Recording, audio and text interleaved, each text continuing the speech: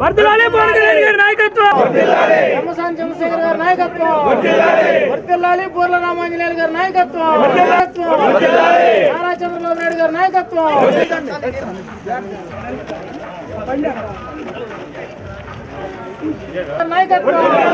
వర్ధిల్లాలి నారా చంద్రబాబు నాయుడు గారి జోహార్ ఎన్టీఆర్, జోహార్ ఎన్టీఆర్, వర్ధిల్లాలి కూటమి జోహార్, వర్ధిల్లాలి బూర్ల రామాంజనేయులు, వర్ధిల్లాలి నరేంద్ర మోడీ గారి నాయకత్వం,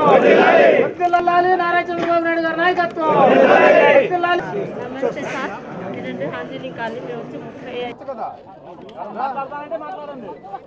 కాదు పక్కలో రండి ఎవరన్నా మాట్లాడతారా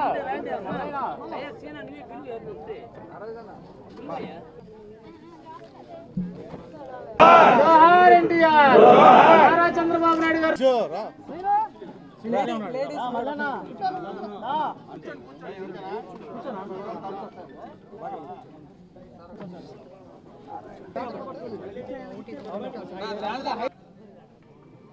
అందరికీ నమస్కారం. ఈరోజు చంద్రబాబు నాయుడు గారి నాయకత్వంలో మనం ఎన్నుకున్నటువంటి కూటమి ప్రభుత్వం, ఇటు పవన్ కళ్యాణ్ గారు అటు మోడీ గారు, ఈ డబుల్ ఇంజన్ ఏదైతే ప్రభుత్వం నడుస్తుందో ఈ ప్రభుత్వంలో ఇచ్చిన ప్రతి మాటను నిలబెట్టుకోవడానికి ఏ కార్యక్రమాలు అయితే మేము ప్రజలకు వాగ్దానం చేశామో ఆ కార్యక్రమాలన్నీ కూడా తూచా తప్పకుండా ఆయా వర్గాల వారికి అందించడం అన్నటువంటిది కూటమి ప్రభుత్వ నేత మా ప్రియతమ ముఖ్యమంత్రి చంద్రబాబు నాయుడు గారు ప్రతినిత్యం చేస్తున్నటువంటి పని. అందులో భాగంగానే ఈరోజు మా సోదరిమణులు, చేనేత కార్మికులు, మా పద్మశాలకు సంబంధించినటువంటి కుటుంబ సభ్యులందరికీ కూడా ఈరోజు మగ్గాలున్నా మగ్గాలు లేకపోయినా,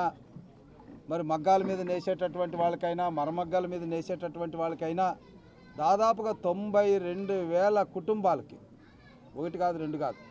92,000 కుటుంబాలకి ఈరోజు ఆర్థిక సహాయాన్ని అందించడం అన్నటువంటిది గొప్ప విషయం.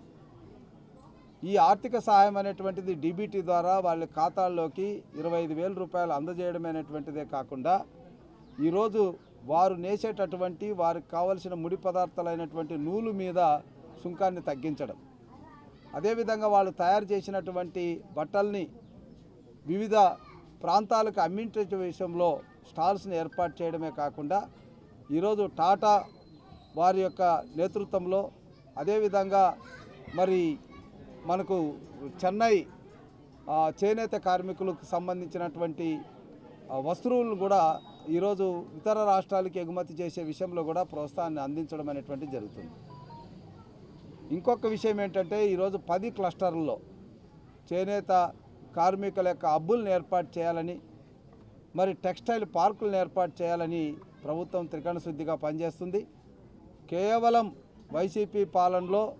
బటన్ నొక్కి మరి నేతన్న నేస్తామని గొప్పలు చెప్పుకున్నటువంటి వైసీపీ పాలనలో బటన్ నొక్కితే ఎంతమంది మా సోదరిమణులకు వచ్చిందో ఆ భగవంతునికే ఎరక. ఆ రోజు లెక్కలు కూడా 42,000 అని ఒకమారు అంటారు, 32,000 అని ఒకమారు అంటారు, 64,000 అని ఒకమారు అంటారు, 72,000 అని ఒకమారు అంటారు. చివరికి మా సోదరిమణుల కుటుంబాలకు వచ్చి అడిగినప్పుడు మాకు రాలేదు అంటున్నారు. సో ఆ బటన్ మాయాజాలం ఏంటో ఆ వైసీపీ నాయకులకే తెరాలి. అందుకోసమే ఆ ప్రభుత్వాన్ని 11 స్థానాలకి కనీసం ప్రతిపక్ష హోదా కూడా ఇవ్వనటువంటి దూరంగా నెట్టేయడం జరిగింది. ఈరోజు మా సోదరిమణులకి ఆదుకోవడానికి క్లస్టర్లను ఏర్పాటు చేయడమే కాకుండా మరి ఇండివిజువల్గా లోన్లు ఇవ్వడం, చేనేత ముద్ర కింద లోన్లు ఇవ్వడం కానీ, చేనేత కార్మికులు సంఘాలుగా ఏర్పడితే ఫెడరేషన్లకు లోన్లు ఇవ్వడం కానీ, ఇంకా మా మహిళమ్మ తల్లులు డాక్రా సంఘాల్లో ఉంటే వారికి 10 లక్షల వరకు రుణ సాయం అందించడం కానీ చేయడం అనేటువంటి జరుగుతుంది. తప్పకుండా మా నియోజకవర్గంలో ఉన్నటువంటి ప్రతి కుటుంబాన్ని ఆదుకోవడానికి మరి ప్రభుత్వం ఇచ్చేటటువంటి సహాయ సహకారాలతో ఇక్కడ కూడా క్లస్టర్లు ఏర్పాటు చేసి మంగళగిరిలో ఏ రకంగా అయితే వైభవాన్ని తీసుకొస్తున్నాడో మా యువనేత నారా లోకేష్ బాబు గారు ఇక్కడ కూడా ఆయన నేపథ్యంలోనే ఆయన నడిచినటువంటి బాటలోనే ఇక్కడ కూడా మా సోదరి మన కుటుంబాలను ఆదుకోవడానికి ప్రభుత్వ కార్యక్రమాలను అమలు చేస్తామని మనవి చేసుకుంటున్నాను.